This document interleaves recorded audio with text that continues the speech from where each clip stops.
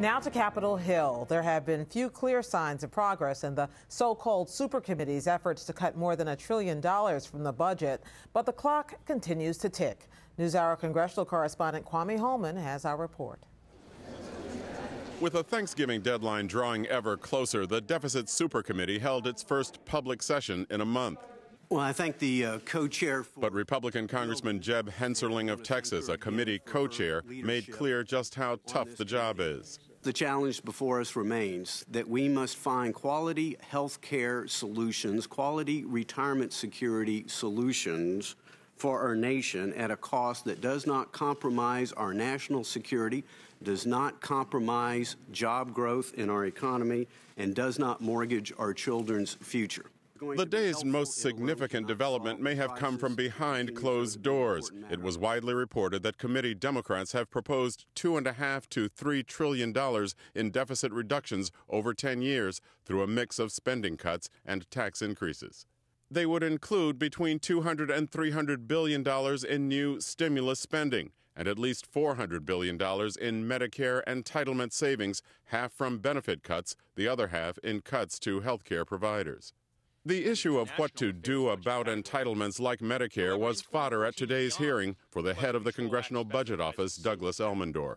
Entitlement programs, mandatory spending is a growing share of federal outlays, in some cases growing rather rapidly.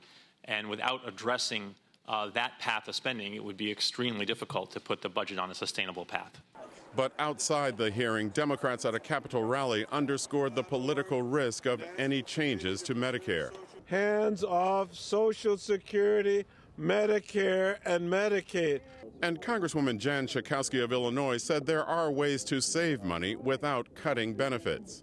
People during their working lives put money into Medicare. All of that comes out of their Social Security benefit, the premium for Medicare, plus they pay co-payments. The very idea that we would not touch a hair on the head of millionaires or billionaires and yet cut benefits for older Americans is really a moral issue.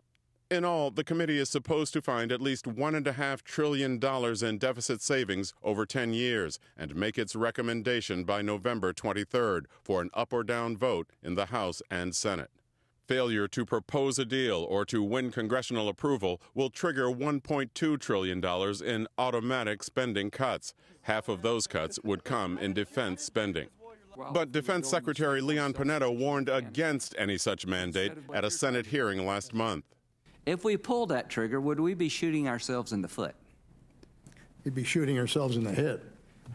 The supercommittee was created as part of last summer's debt ceiling compromise to avoid a government default. In its 2-month existence, committee members have chosen to keep their negotiations behind closed doors. That's led to uneasiness about where the committee will come out on spending cuts and revenues, and even whether it can reach a deal at all. Congressman Cliff Stearns is a Republican from Florida. I understand that they're trying to meet recently to try and come up with a solution, but I'm a little bit pessimistic because it's taken so long. While analyst Norm Ornstein at the American Enterprise Institute is more optimistic. We've got two potential deals here. One is they do what their mandate is. That's about $1.2 trillion in budget cuts. Another is they go for the stars. A $4 trillion overall grand bargain. Whatever the figure, Ornstein says the two parties have to make some progress now, even if the final bargaining goes down to the wire. This is an endgame. Endgame negotiations go right to the end. That's November 23rd. But you can't wait to do all the details if you're going to do some kind of significant deficit reduction plan. You've got to get a lot of it in place and then cut your deal, if you can reach one, right at the 11th hour. This joint committee stands adjourned. In the meantime, the committee will continue behind-the-scenes negotiations. Its next public hearing is scheduled for November 1st.